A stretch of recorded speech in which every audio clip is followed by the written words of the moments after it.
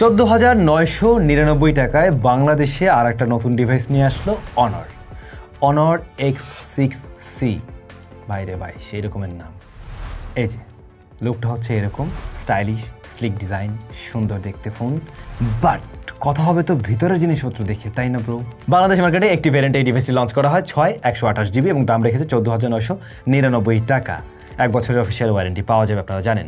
সুখবর হচ্ছে এই ফোনটা যারা নতুন কিনবেন সাথে একটা বাডস পেয়ে যাবেন, মানে TWS পেয়ে যাবেন, যার দাম প্রায় 1000 টাকার মতোই আর কি। এনিওয়ে ডিভাইসটা ধরতে বেশ ভালোই লাগে, মানে স্কোয়ার বক্সি শেপের ফোন, হাতে নিয়ে ভালো একটা ফিল পাওয়া যায়। তবে অদ্ভুত ব্যাপার হলো সিম কার্ড স্লটটা দিয়ে রাখছে উপরে, এরকম অদ্ভুত পজিশনের সিম কার্ড স্লট আগে মনে হয় আরেকটা ফোনে দেখছিলাম, বাট এটা অদ্ভুতই লাগছে আসলে আমার কাছে। রিয়ার প্যানেলে দেখে মনে হতে পারে 3-4টা ক্যামেরা আছে, বাট ওরকম কিছু না, মূলত একটাই মেইন ক্যামেরা, ওটাই কাজের ক্যামেরা। 3.5mm হেডফোন জ্যাকটা পেয়ে যাবেন, আর সাইড মাউন্টেন ফিঙ্গারপ্রিন্ট স্ক্যানার পেয়ে যাবেন। এটা মোটামুটি ভালোই ফাস্ট অ্যান্ড একুরেট। কিন্তু ভাই রিয়ার প্যানেলটা যে দেখছেন সুন্দর, এটা কিন্তু গ্লাসের না, এটা কিন্তু প্লাস্টিকে তৈরি, স্ক্র্যাচ বসতে পারে, আপনারা কেস টিস ব্যবহার করবেন অবশ্যই। এই ফোনটার ওজন 199 গ্রামের মতো। প্লাস্টিক বিল্ড এই ডিভাইসটাতে IP রেটিং হিসেবে রয়েছে 64। আর একটু বেটার কিছু আমি আশা করছিলাম, এখন তো মানে ট্রেন্ড চলছে ওগুলোর, তো সেরকম কিছু থাকতে পারতো। স্মার্টফোনটির পারফরমেন্স নিয়ে যদি আমরা একটু ফার্স্টে কথা বলতে চাই, এই ডিভাইসটাতে কিন্তু MediaTek Helio Z81 রয়েছে, Z81 Ultra রয়েছে, 6GB র্যাম, 128GB স্টোরেজ রয়েছে। শেয়ার সিম স্লট এখানে দিয়েছে ওরা, ডেডিকেটেড দিলে পরে ওই জিনিসটা আরও সুন্দর হইতো। অনর ব্যাপারটা একটু সুন্দর করতে পারতেন আপনারা। রান করছে Magic OS 9 based on Android 15। Latest Android দিয়েছে, বাজেট ফ্রেন্ডলি ফোনগুলোতে লেটেস্ট অ্যান্ড্রয়েড অনেক সময় পাওয়া যায় না, বাট এটাতে আপনারা পাচ্ছেন আর কি। সো এই ফোনটার পারফরমেন্স সেকশনটা বলতে পারেন এরকম প্রাইস পয়েন্টের একেবারে অ্যাভারেজ একটা পারফরমেন্স সেকশন। যদিও বা এই প্রাইস পয়েন্টে আমরা মোস্টলি দেখি ইউনি এসওসি, সেই জায়গাটাতে উনি MediaTek দিচ্ছে। এখন ইউনি এসওসির সাথে MediaTekকে কম্পেয়ার করতে গেলে MediaTek গিয়ে থাকবে, তবে এই চিপটা যে অনেক আহামরি উপরের লেভেলের কিছু, ওরকম কিছুই না। 6GB র্যাম আছে, এটা আমি মনে করি ওকে, ঠিক আছে, স্ট্যান্ড আউট করতে পারছে, যেহেতু ইউআইটা অনারের, তো এখানে ম্যাজিক ইউআই মোটামুটি একটা ভালো রেজাল্ট দিতে পারবে। সব মিলে একটা র্যাম ম্যানেজমেন্টে ভালো রেজাল্ট পাওয়া যায়। অন্যদিকে MediaTek Helio Z81 Ultra, ওই নামের শেষে আলট্রা থাকলেও এটা অনেক আহামরি কিছু এমন নয়, but day to day task সামলাতে পারছে। মানে এই বাজেটের একটা ফোন থেকে যে ধরনের পারফরমেন্স আশা করেন আর কি, টুকটাক হয়তো সোশ্যাল মিডিয়া ব্যবহার করবেন, ভিডিও টিডিও দেখবেন, হয়তো বা হোয়াটসঅ্যাপ এগুলোতে ব্যবহার করবেন, এই জাতীয় কাজবাজগুলো ঠিকভাবে হ্যান্ডেল করতে পারছে। এখন এইগুলো হ্যান্ডেল করতে গিয়ে আবার উনি খুব বেশি হিট জেনারেট করে না, আমি এটা ব্যবহার করতে গিয়ে আহামরি লেভেলের স্লো হতে দেখিনি। হ্যাঁ, অ্যাপ ওপেন ক্লোজ টাইমে কিছুটা ডিলে আছে, তবে একেবারে অনেক স্লো এমনটা না। আপনি হয়তো বা ভিডিও দেখে মোটামুটি একটা আইডিয়া করতে পারছেন। র্যাম ম্যানেজমেন্ট মোটামুটি ভালো, কিন্তু 6GB র্যাম, এখনকার দিনে তো 8GB আমরা স্ট্যান্ডার্ড ধরি, তো সেই জায়গায় একটু কম।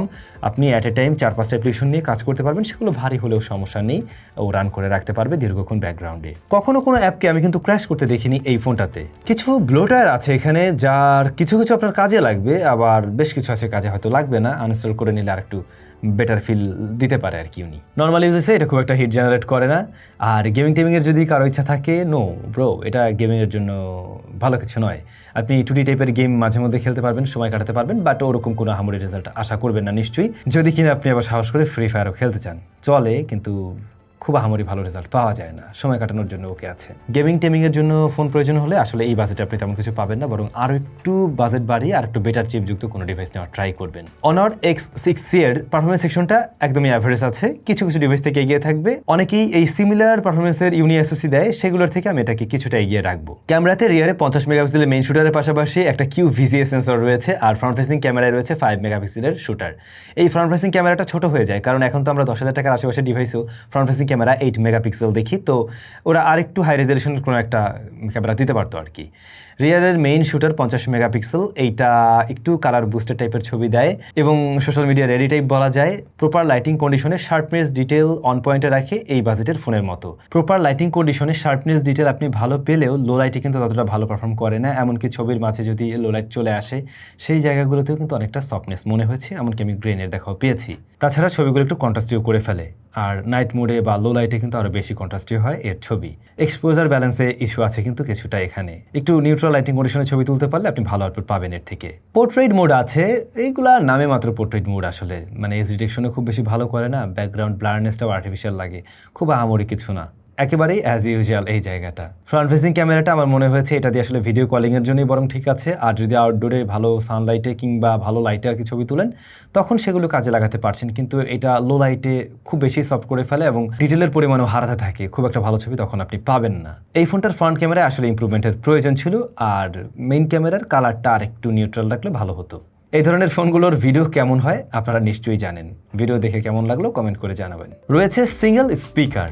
আমরা এখন মোটামুটি 15,000 টাকা প্রাইস ব্র্যাকেটে স্টেরিও আশা করি, আমিও আশা করছিলাম থাকলে ভালো হতো, তবে এটার সিঙ্গেল স্পিকারটাই আবার যথেষ্ট লাউড অ্যান্ড ক্লিয়ার এবং এটা ফুল ভলিউমে কোনো ডিস্টরশন দেয়নি, সাউন্ড কোয়ালিটি মানে সিঙ্গেল স্পিকার হিসেবে ভালো আছে। ইয়ারপিসের সাউন্ড ঠিকঠাক আছে, এমনকি যথেষ্ট লাউড। প্রয়োজনীয় বেশ কিছু সেন্সর তো এই ফোনে আছে, বাট জাইরোস্কোপ সেন্সর এবং ম্যাগনেটোমিটারটা কিন্তু এখানে নেই। ম্যাগনেটোমিটারটা যতটুকু কাজে লাগুক না লাগুক, জাইরোস্কোপ সেন্সরটা আমাদের প্রয়োজন ছিল, ওইটা থাকলে ভালো হতো, ওইটার মিসিং রয়েছে কিন্তু এখানে, মাথায় রাখতে পারেন। এটা যাদের প্রয়োজন হয় তারা এই ব্যাপারটা অবশ্যই মাথায় রাখবেন। ব্যাটারি লিথিয়াম পলিমারের 5300 mAh এবং 35 ওয়াটের চার্জিং কম্বো। এই টোটাল কম্বোকে আমি খারাপ বলছি না, মানে ব্যাটারির সাইজ মোটামুটি ওকে আছে, 5300 ওকে, সেই সাথে 35 ওয়াট এটাও ওকে। সো এই জায়গায় কম্প্রোমাইজ করে নেই, এই জায়গাটা ভালোই আছে বলবো 15,000 টাকা ব্র্যাকেটে। তবে ভাই ডিসপ্লে নিয়েই তো এখনো কথা হলো না। এই ফোনটা ডিসপ্লে সাইজ 6.6 ইঞ্চ, যা TFT LCD প্যানেল। এখানে 120 হার্টজ হাই রিফ্রেশ রেট পাওয়া যাবে এবং 1010 নিটস পিক ব্রাইটনেস পাওয়া যাবে। আর এই ডিসপ্লেটার PPI হলো গিয়ে 266 এবং HD প্লাস রেজুলেশনের ঘাটতি আছে ব্রো। 15,000 টাকায় আমরা HD প্লাস ম্যাক্সিমাম ফোনে পাই, এটাতেও দেখছি। তবে এখনকার দিনে ফুল HD আশা করলে সেটা অযৌক্তিক হবে না বোধ হয়। এই ডিসপ্লেটা যথেষ্ট কালারফুল, মানে কালার রিপ্রোডাকশন ভালো, যারা মিডিয়া কনজাম্পশন করেন, ভিডিও টিডিও দেখেন তাদের কাছে ভালো লাগার কথা। রয়েছে পাঁচল কাটআউট, এই ব্যাপারটা আবার অনেকের কাছে ভালো লাগবে, তবে লোয়ার চিনটা কিন্তু বেশ মোটাসোটা। এইটা আরেকটা ন্যারো রাখলে দেখতেও সিমেট্রিক্যাল লাগতো, ওভারঅল দেখতেই ভালো লাগতো। অনেকে TFT ডিসপ্লের নাম শুনে ভাবেন এই সেই আগেকার যুগের TFT মনে হয় খুব একটা ভালো ছিল না এক সময় ওরকম, বাট এই TFT আর ওই TFT কিন্তু এক না। এই TFT কিন্তু যথেষ্ট কালারফুল, অনেক ক্ষেত্রে দেখা যায় যে নর্মাল যে IPSগুলো হয়ে থাকে তাদের চাইতেও কালার রিপ্রেশনে বেশ কিছুটা এগিয়ে থাকে। এই ডিসপ্লেটার কালার রিপ্রেশনও যথেষ্ট ভালো, আমরা কোনো ধরনের শিফটিং পাইনি বিভিন্ন কর্নার এরিয়া থেকে বা সাইড থেকে। আউটডোরে মোটামুটি বলা যায় স্ট্রাগল ফ্রিভাবেই ব্যবহার করা যায় মোস্টলি, ডিরেক্ট সানলাইটে কিছুটা স্ট্রাগল করে এটা। টাচ রেসপন্স ভালো আছে, তবে প্রোটেকশনের ব্যাপারটা নিয়ে কোনো কিছু এনশিওরিটি করার মতো নেই বা জানতেও পারিনি আমি, সুতরাং আপনার গ্লাস প্রোটেক্টর মাস্ট ব্যবহার করুন এর সাথে। তো এই ছিল Honor X6C। এই ডিভাইসটার ইউআই পারফরমেন্স আপনাদের ভালো লাগার কথা। অনারের ইউআই মোস্টলি এই প্রাইস পয়েন্টে যে ধরনের ফোনগুলো আসে তাদের সাথে কম্পিটিশনে একটু এগিয়েই থাকে।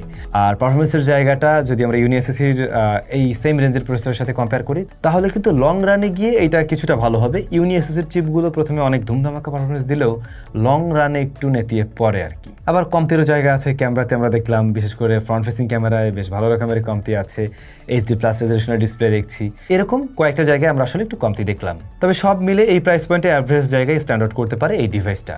আপনাদের কাছে কেমন লাগলো Honor X6C কমেন্ট করে জানাবেন। সবাই ভালো থাকবেন, অনেক বেশি ভালো।